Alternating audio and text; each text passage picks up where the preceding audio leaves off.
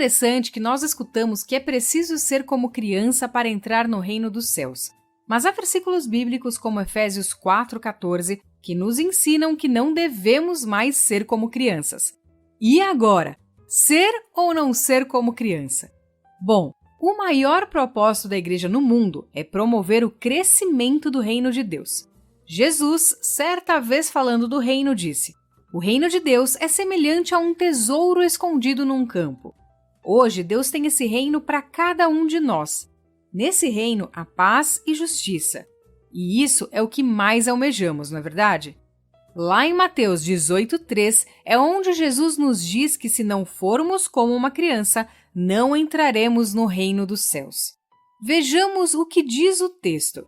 Naquela hora, chegaram-se a Jesus os discípulos e perguntaram: "Quem é o maior no reino dos céus?"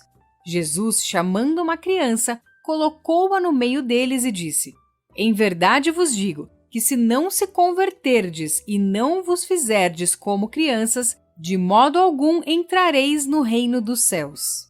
Quando Jesus disse isso, ele estava em Cafarnaum e seus discípulos, com um entendimento muito superficial sobre o reino de Deus, debatiam entre si em muitas oportunidades acerca de quem entre eles havia de ser o maior. A intenção de seus corações ainda era corrompida e se inclinava à satisfação própria e ao seu ego. Isso acontece até hoje. Uma das maiores lutas dos seres humanos é contra a soberba em diversas áreas da vida, inclusive entre os cristãos. Muitos só querem os melhores cargos na igreja, querem ser vistos e receber elogios. Então, quando perguntam a Jesus quem seria o maior no reino, ele diz: "Se não vos converterdes e não vos fizerdes como crianças." Quando Cristo fala converterdes, ele não está falando sobre a mudança de uma religião como nós utilizamos essa expressão hoje em dia. "Ah, eu me converti", ou seja, me tornei evangélico. Não é isso. Conversão significa mudar de direção, igual a placa de trânsito mesmo, sabe? É mudar totalmente a conduta e a forma de pensar. Esses discípulos precisariam pensar de forma diferente do que aquela. Muitos pensam que ser como criança significa apenas ter a inocência ou a simplicidade infantil, mas Jesus está ensinando esses homens sobre a humildade.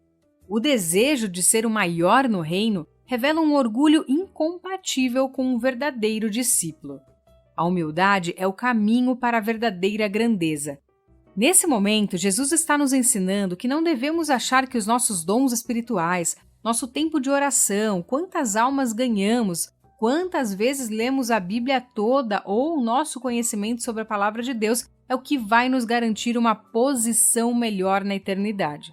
Quando nos referimos à humildade de uma criança, podemos entender que a criança está sempre receptiva ao conhecimento, a novos ensinamentos, ao contrário da maioria dos adultos que pensam que sabe tudo e os outros sabem pouco. As crianças sabem absorver tudo aquilo que lhe é falado, mesmo quando discordam. A humildade é a primeira característica mencionada por Jesus no Sermão do Monte, lá em Mateus 5,3. Ao dizer bem-aventurados humildes de coração, Jesus está ressaltando a necessidade que temos de não nos compararmos com outras pessoas, nos achando mais importante, como faziam os discípulos. Depois de fazer alguns discursos, Jesus sai de Cafarnaum e vai para além do Jordão. Ali enfrenta conflitos com os líderes religiosos e, no meio disso, levaram crianças até Jesus. E os discípulos devem ter se esquecido do que Jesus havia dito sobre as crianças anteriormente, pois não queriam que Jesus perdesse tempo com as crianças. Porém, o Senhor queria que os pequenos fossem até ele. Nessa ocasião, Jesus não estava dizendo que apenas as crianças entrariam no reino dos céus, mas que todas as pessoas precisam ter essa fé inocente em Deus, e isso marcava um evidente contraste com a rebeldia e soberba dos líderes religiosos, que permitiam que sua cultura e sofisticação bloqueassem uma fé sincera, necessária para que se tenha a presença de Jesus, além da humildade das crianças, que mais uma vez é ressaltada. Agora, veja bem, devemos ser como crianças, humildes e com fé sincera, porém não podemos ser imaturos. A palavra nos adverte contra a imaturidade espiritual. Então, não use esses textos para não buscar o amadurecimento espiritual, mas nunca deixe que essa maturidade espiritual te torne uma pessoa soberba, a ponto de querer buscar os melhores lugares e posições.